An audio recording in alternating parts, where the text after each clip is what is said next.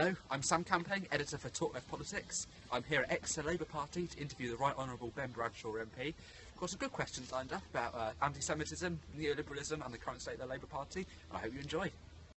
Hello Ben, welcome to the interview. Just wanted to start off, last week you were talking to me about the European Union and Brexit. Do you think that we will actually leave the European Union? I think anything is possible. I think politics is in so much flux at the moment. Public opinion is very volatile. I think as the public begin to realise the impact of leaving the European Union, particularly the so-called hard Brexit on jobs, on the economy, on our prosperity, then I think public opinion could change very rapidly indeed. So someone once said, never say never in politics, and I think it would be very unwise to claim to predict what's going to happen. I think we have to respect the result of the referendum and move forward and, as a Labour politician, hold the government to account on what it proposes to do. But I think the uncertainty around Brexit and the apparent cluelessness of the Conservative government as to what kind of Brexit it wants is already doing a lot of damage to our economy and to confidence, and I think we have to wait to see what happens. Do you not think that with the clueless Brexit that we're getting, do you think that the people who voted to leave will actually start to think, oh God, I wish we voted Remain? Well, there was a poll out in the last week or so that showed around 7% of people who'd voted leave now regret it. I think it's always very difficult to make a judgment based on those sorts of snapshots. But as I said, I think we've already seen nearly 20% drop in the pound. We're beginning to see pressure on inflation, prices going up for consumers. And I think given that, and given the disinvestment of multinational companies and others, local companies, including companies in Exeter, who are putting on hold investments or cutting back on investments, once that feeds into the real economy, I think people may well feel, well, is this really what we wanted when we voted in the referendum? I think people voted in the referendum for a whole range of reasons. I mean, Theresa May and the Tories, claim it was a massive mandate. The fact is, if 2 out of 100 people had voted the other way, it wouldn't have happened. They claim it was all around immigration. I don't think that's true. I think people voted for a range of reasons. A lot of people voted because of something called sovereignty. I think we have to be really careful in assuming to know what the electorate meant when it voted, and it shows to me the underlying problem with referendums. But I think let's wait and see what happens. There's a lot that could change in the next weeks and months, and I don't think anyone should rule anything in or out. Do you think that the Tories are going to call an early election, so they've got a mandate for Brexit? My guess is yes. I mean, I've always thought that Theresa May would try to get her own mandate fairly early on. I thought she'd go in the autumn. That hasn't happened. I think she'd be crazy not to have a May election, to be perfectly honest, given all the problems that she faces.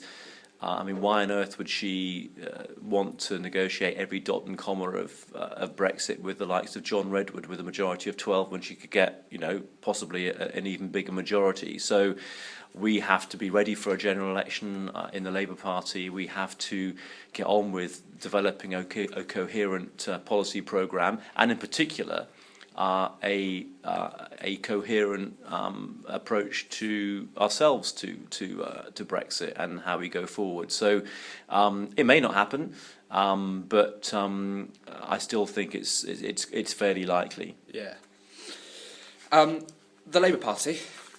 You stood to be the deputy leader in 2015.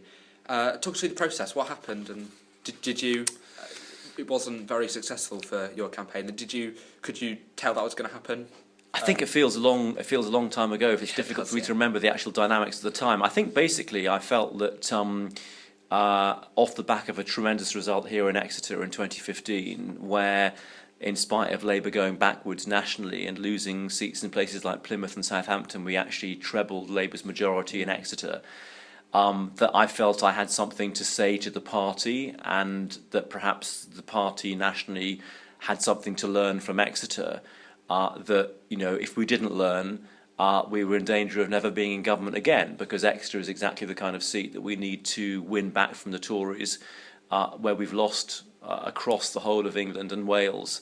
And if Labour isn't in a position to recognise what it needs to do that, then we're not going to be able to put our ideals and values into practice, because we won't be in a position to win elections and be in government. So I felt I had an important message. I think the mood of the party after that defeat, as we saw in the election of Jeremy Corbyn, was not one that was receptive to that message, the mood of the membership. It was almost like an emotional reaction to the election, to a second election defeat, and rather than thinking in a rational and objective way, what does Labour need to do to regain the trust of the voters and to win a general election, we kind of recoiled and turned in on ourselves, really. So I never expected to do very well, if I'm perfectly honest with you, in that leadership election. I knew I didn't have a big constituency in the party at large. But, in the end, I thought we had a pretty respectable result. And the important thing for me was that I was making the argument about how I think Labour can be electable again. And that's an argument that I will continue to make based on my experience both, in government, outside, and in my constituency. You're obviously very anti-Jeremy Corbyn and Jeremy Corbyn's leadership. Do you think that... I'm not anti Jeremy Corbyn. I mean, I didn't vote for Jeremy, I voted for and helped Owen Smith in his recent campaign. It's not a personal thing. It's about a judgment I make based on the evidence as I see it as to how Labour can win an election. And in the end, if you are interested in politics, in a democracy, you've got to persuade people to vote for you. And if you look at our position in the polls at the moment, we're, 18 points behind. We've gone, our polling is even worse since Jeremy's re-election. But he's won another election, so we have to respect that. And we've got to do what we can, all of us in the Labour Party, to come back together and to try to make his leadership as good as it can possibly be. We're a democratic party. We're allowed to have different opinions about things, and we had a leadership contest in which, I tied my colours to the mast in thinking that, we would do better under a different leader, but that hasn't happened. So we've just got to get on with it now and make the best we can of where we are. Policy-wise, with Jeremy Corbyn, are you with the economic policies of John McDonnell and the people's quantitative easing? Are you in favour of that, or are you? Well, would your ideal economic policy? I'm not quite sure we have a kind of clear and coherent policy programme or offer yet. I know that one or two ideas have been floated, and that's why it's absolutely essential that we get on with this as quickly as possible. What I would say is that if you look at all of the polling and the evidence of why we lost the 2015 election, the two overwhelming reasons were that people didn't trust Labour on the economy. We'd lost their trust to manage the economy responsibly, and they didn't rate our leadership. Until we address those two issues as a political party, it's going to be very difficult for us to win a general election. We have a mountain to climb. No political party in British history has ever come back from where we are now, mid-term, to win an election. Oppositions need to be at least 10 points ahead in the opinion polls at this stage in a parliament to win an election. So that is the scale of the challenge. So whatever policies John McDonnell or the front bench now develop between now and the next general election, whenever that comes, they have to bear in mind that the overwhelming need of the Labour Party is to restore people's faith in our ability to manage the economy. So let's wait and see what he comes up with. Whatever they come up with, I'll be fighting hard to keep Exeter Labour and to help us try and win those seats across England that we need to win to get back into government, because heavens knows the country desperately needs a Labour government. You say you're not anti-Jeremy Corbyn, you're pro-Labour and you will get behind the leadership. The hit list that came out during the leadership campaign around then, why was your name on it? And how did you feel? Well, that's a very good question, and it's a question I asked Jeremy Corbyn and I've not received an answer to. So perhaps you might like to ask that him yourself. I think that was such a stupid thing for his campaign to do. You know, at a time when he was talking about the need to come back together and unity, his campaign were publishing this. So I immediately emailed his office to ask them for justification for this. I never got a reply. There was a sort of half-hearted apology from John McDonnell, but and I've never got an answer to my question as to what happened to the people who were responsible. I think that was just for me an example of sometimes the lack of professionalism and competence in the leadership at the moment, and led in the cases of some of those on the list to more tolerance of social media abuse than we already receive on a regular basis, and we've got better things to our time really than to do with our time looking after our constituents, holding the government to account, than having to deal with that kind of hassle. Yeah. Okay. Is showing solidarity to the people of Palestine really anti-Semitic? No, but I think there are some people who don't quite understand where the boundary is between quite legitimate support for a two-state solution and a Palestinian state. I've always been very pro-Palestinian myself, and legitimate criticism of the actions of the Israeli government, and anti-Semitism. And I think what you've seen, sadly, in recent months, is, it would appear, a small number of people on the hard left not recognising the difference between those things. I mean, anti-Semitism has always been with us, unfortunately, on both the hard right and the hard left. But it feels at the moment as if some people on the hard left feel they've got license to express things that they wouldn't have got away with before. And to be perfectly honest, I don't think the party's dealt with it effectively enough. So I'm very pleased that we had the Chakrabarti report. Yeah. It now needs to be implemented in full. No ifs, no buts. And I thought the Home Affairs Select Committee report was also very positive and constructive and had a lot of positive and constructive suggestions. So let's make sure those are implemented, because what political parties are judged on and what political leaders are judged on is their actions, not their words. And Jeremy has been very good at condemning this, that and the other. Words are easy, actions are more difficult, and it's actions that matter. So what we need now from the leadership is action on anti-Semitism. Words aren't enough. Okay. From when you were in government, you knew the Clintons. I remember being told a couple of weeks ago. Did Hillary want to be president back then, did you feel?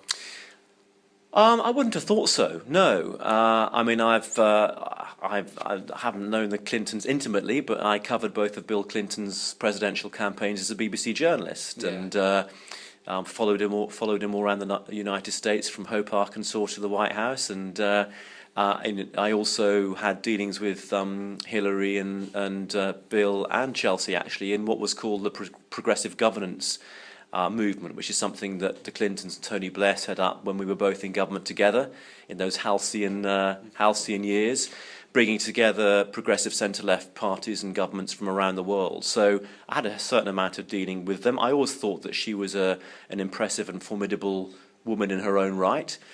She's obviously an accomplished lawyer. I think she took a lot of flack and unfair criticism as the wife of the president, because she was the first sort of wife of a president who had her own career and wasn't just going to stay at home and bake cookies, as was once famously remarked. She went on then to have a pretty stellar political career of her own. She was a highly accomplished Secretary of State under President Obama, I hope she beats Trump, as do most people, I would imagine, in the presidential election, because I think she'd make a great president, and I think he'd be a disaster. Is neoliberalism the root cause of the wealth inequality we have in the West? Well, I don't understand what these labels mean. I don't think these labels are really... How often has someone on the doorstep in Exeter talked about neoliberalism with you? These are the kind of phrases and terms that people bandy around usually as an insult without actually knowing what they're talking about. Look, I'm a social democrat. I believe in a free market economy. I think the overwhelming experience of the last centuries of history is that dictatorships, oligarchies, don't work as well and deliver for people as well as market economies. If you look at the most successful and the most civilized and the most equal societies, they are by and large the social democracies of Northern Europe, Scandinavia. That's the kind of ideal that I aspire to as a Labour politician. Free market needs regulation. It needs government intervention to make sure that inequality doesn't grow, and Labour had a fantastic record in our 13 years in government, reducing inequality and tackling poverty. We lifted millions of pensioners, millions of children out of poverty as a direct result of having a Labour government. That's what Labour governments are for. But Labour governments aren't for impoverishing people. They're not for wrecking the economy.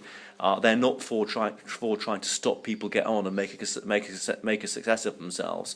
So and that's the difference between social democracy and the kind of socialism or communism, if you want to call it that we saw in Eastern Europe under the Soviet Union. So I think these kind of terms, neoliberalism, most of the people who use them don't know what they're talking about.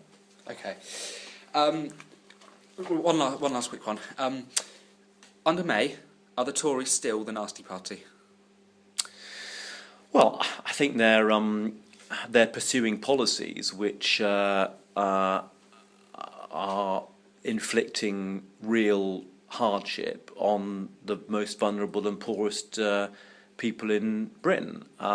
We had an example this week where a private member's bill in the House of Commons, the so-called Turing bill, which would have given an automatic pardon to all of those men who are still alive, who have been charged with offences which are no longer offences because they happen to be gay, would have got a pardon, and the government minister talked the bill out. So I think that's a clear example of where they may be trying to lose the image as the nasty party, but just as I said about the Labour Party and Jeremy Corbyn, people should judge the government on its actions, not its words. Theresa May's words were very